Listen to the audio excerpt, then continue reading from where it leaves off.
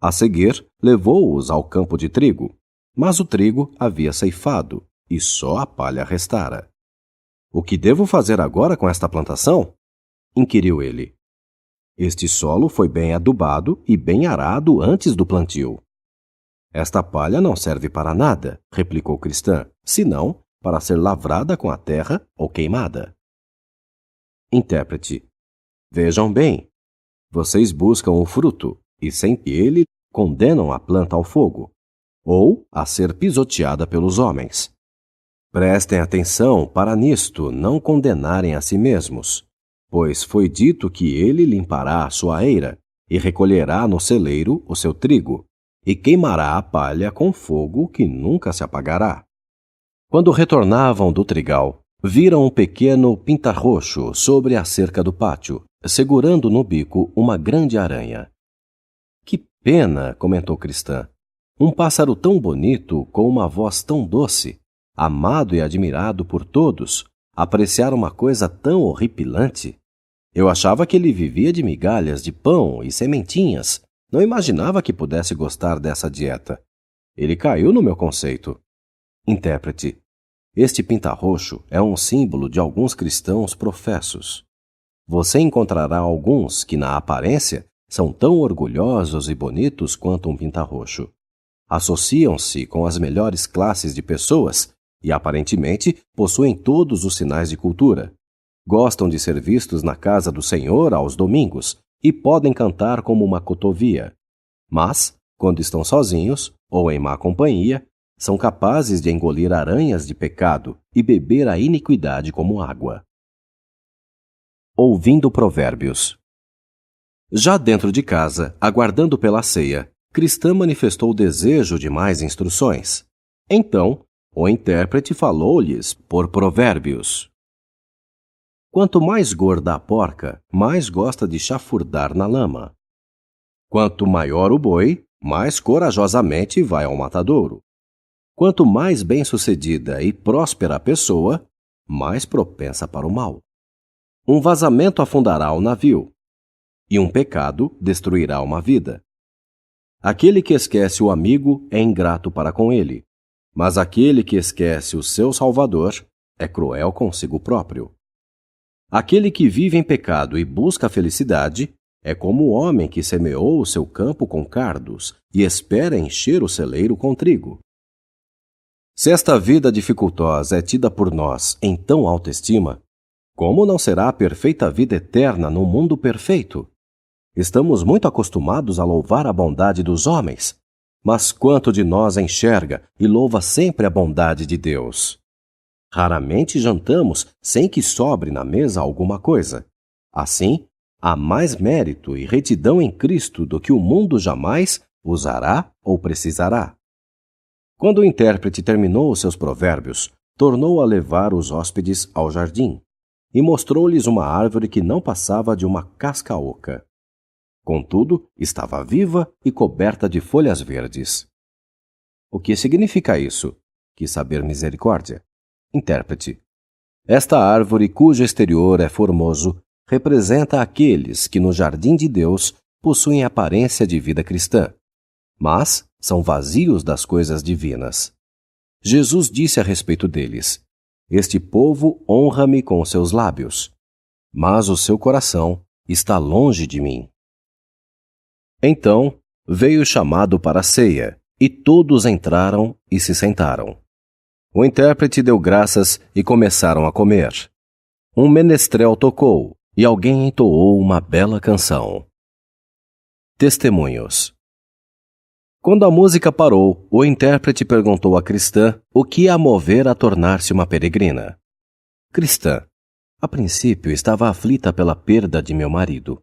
Não podia deixar de pensar nas provações e transtornos que ele atravessara, e no modo como o tratei em casa, dia após dia, recusando-me, finalmente, a acompanhá-lo. Então, senti-me culpada não apenas por maltratá-lo, mas também diante de Deus, por haver rejeitado a Jesus Cristo que morrera por mim. Foi então que tive um sonho com o meu marido. Vi-o em seu estado feliz, e pareceu-me que alguém vinha a mim com uma carta de seu rei, convidando-me a ir àquele belo país. Entendi que a chamada era de Deus e vendi todos os meus bens terrenos e vim. Mas não deixei meus filhos atrás. Eles estavam mais que alegres de virem comigo. O seu começo é bom, reconheceu o intérprete.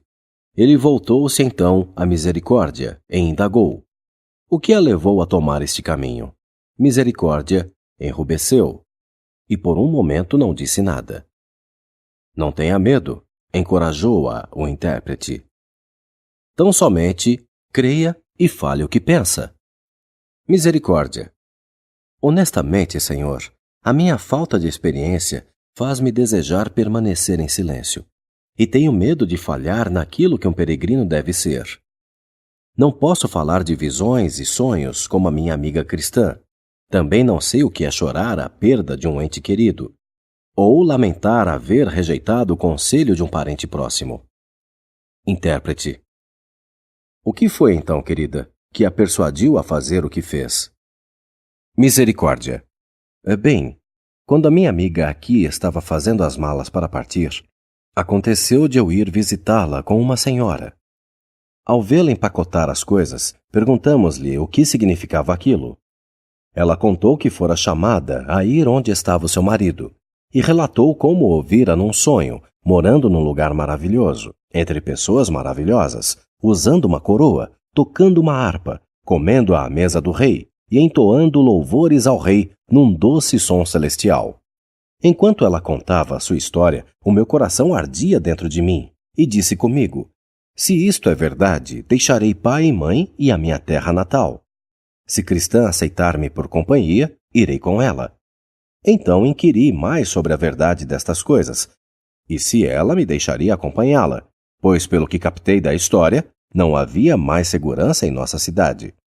Não obstante, parti com o coração pesado, não porque não estivesse disposta a vir, eu estava mais que disposta, mas porque deixava atrás parentes e amigos chegados. Mas vim até aqui com todo o desejo do meu coração, e irei com cristã, se eu puder, até o seu marido e o seu rei. Intérprete. O seu começo é recomendável. Você creu e deu crédito à verdade. Você é como Ruth, que por amar Noemi e seu senhor, deixou pai, mãe e a terra natal, para ir a um país estranho e viver com um povo que não conhecia. O Senhor a recompensará e a abençoará ricamente no caminho, uma vez que você colocou-se sob o seu cuidado protetor. Encerrada a ceia, foram feitos os preparativos para repousarem. As mulheres dormiram em camas separadas, no mesmo aposento. Os meninos dormiram de 2 em 2, no outro quarto. Misericórdia, porém, levou várias horas para adormecer, de tão feliz que estava. Todas as suas dúvidas e temores haviam se dissipado. Ela permaneceu deitada por um longo tempo, bendizendo e louvando a Deus em seu coração, por haver-lhe mostrado a sua maravilhosa bondade. A partida. De manhã, levantaram-se com o sol e começaram a preparar-se para a jornada. Mas, intérprete pediu-lhes que ficassem um pouco mais, a fim de que fossem totalmente equipados para a estrada. Agora, Inocência, seguindo instruções, levou-os a banhar-se no tanque do jardim e vestiu-os com uniformes novos, de linho branco. Assim vestidas, as mulheres pareciam tão bonitas que olharam uma para a outra com espanto. Cada uma podia ver a glória apenas na outra, e cada uma estimava a outra mais que a si mesma. Você é mais formosa que eu, declarou uma. E você é mais bela que eu, reconheceu a outra. Os jovenzinhos também maravilharam-se com a sua nova aparência. Então, intérprete pediu o selo, com o qual são selados todos que se lavam na água da regeneração. Ele selou-os e pôs sobre eles a sua marca, para que fossem reconhecidos nos lugares aonde iriam. A marca posta em suas testas acrescentou-lhes muito à aparência. Intérprete chamou então um servo, um tal de Generoso, e ordenou-lhe que trouxesse uma espada, um capacete e um escudo, e guiasse os novos peregrinos à Casa das Virtudes, onde fariam a próxima parada. Ele despediu-se deles, e todos os servos desejaram-lhes boa viagem.